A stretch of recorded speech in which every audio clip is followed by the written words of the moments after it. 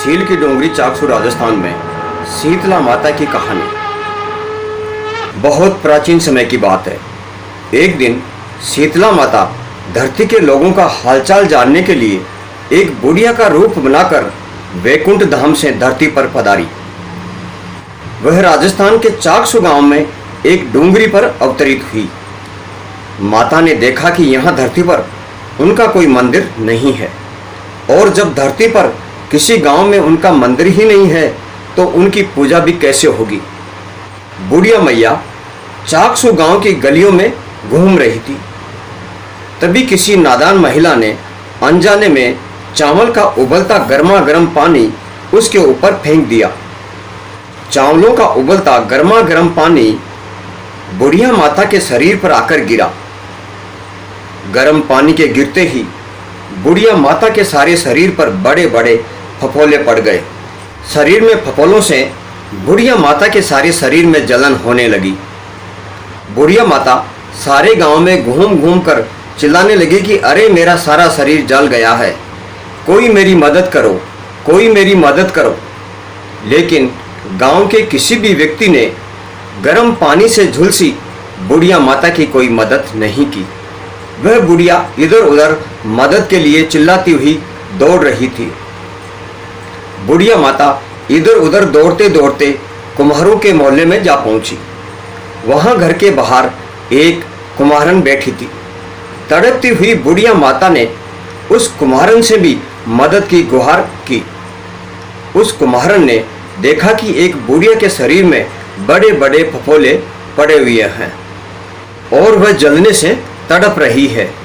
उस कुम्हारन ने कहा, हे माता, मेरे यहाँ आ जाओ, यहाँ बैठो, मैं तुम्हारे शरीर पर ठंडा पानी डालकर आपके शरीर की जलन कम करने में मदद करती हूँ। उस कुम्हारन ने बूढ़ी माता के शरीर पर एक बाल्टी से ठंडा ठंडा पानी उंडेल दिया। ठंडे पानी से बुढ़िया माता के जलते हुए शरीर की जलन धीरे धीरे कम होने लगी। बुढ़िया माता को थोड़ा चैन आराम आने लगा। उस कुम्हारन ने कहा, हे माता, लगता है तुम कई दिनों से भूखी भी हो। मेरे घर में रात की कुछ बची हुई राबड़ी, रोटी और दही पड़ा हुआ है, मैं अभी लाकर देती हूँ।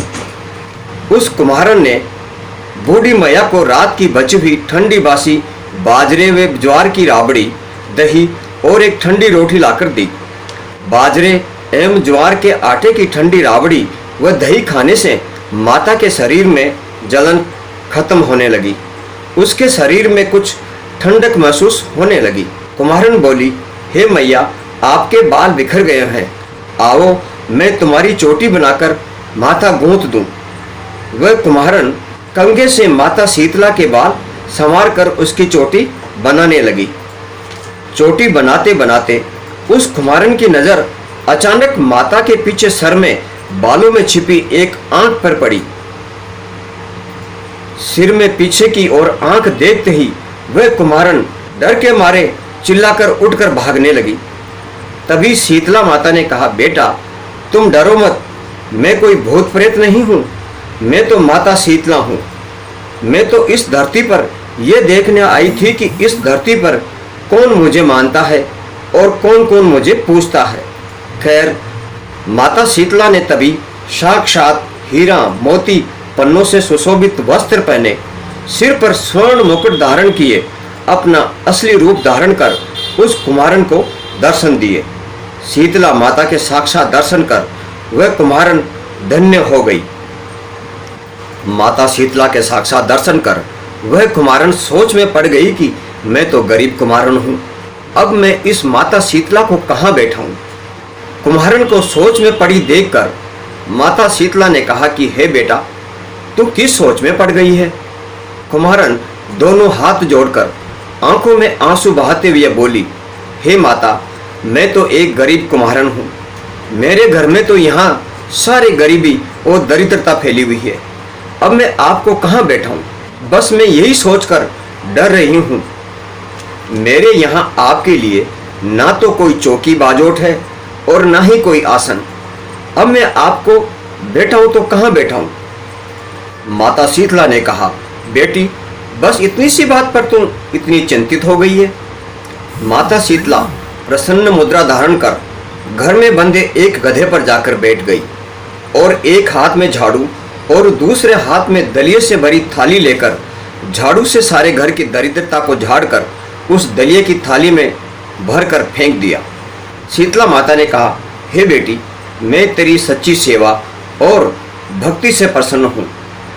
अब तू जो भी चाहे मुझसे कोई वर मांग ले। उस कुम्हार ने कहा, हे माता, तुम इसी गांव में स्थापित होकर यहीं रहो और तुमने जिस प्रकार मेरे घर की दरिद्रता नष्ट की है, वैसे ही जो भी होली के बाद सप्तमी को सच्चे श्रद्धा भक्ति भाव से दही, राबड़ी, पुआ पूड़ी और रोटी बनाकर अष्टमी की सुबह प्रातः ठंडे बासी दही, राबड़ी और रोटी से पूजा करे, उसके घर की सारी दरिद्रता को नष्ट करना और उसका बासी भोजन ग्रहण करना, नारी जाति का अखंड सौभाग्य बनाए रखना, उसकी कोख हमेशा हरी भरी रखना। जो पुरुष शीतलाष्टमी के दिन नाई से बाल न कटवाए, धोबी से कपड़े न धुलवाए और पुरुष भी आप पे ठंडा जल चढ़ाए, नारियल का फूल चढ़ाए, तो आप उसके घर व्यापार में कभी भी गरीबी, दरिद्रता, रोग दोष और संकट विपदा मत आने देना।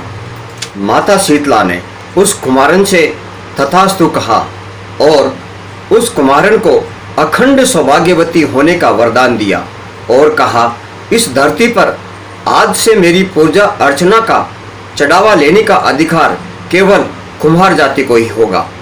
उसी दिन से चाकसू में माता शीतला का मंदिर स्थापित हो गया और उस पहाड़ी का नाम सील की डूंगरी के नाम से सारी दुनिया में जाने जाने लगा।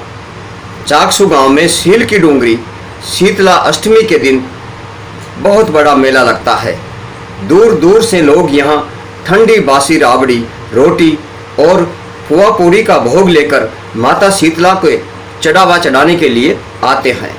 माता शीतला की सच्ची और श्रद्धापूर्वक आस्था से ठंडी बासी राबड़ी, पुए पापड़ी और रोटी से पूजा करने से घर की सारी दरिद्रता, विपदा, संकट, रोग दोष दूर होते हैं तथा माता शीतला की कृपा सदैव बनी रहती है।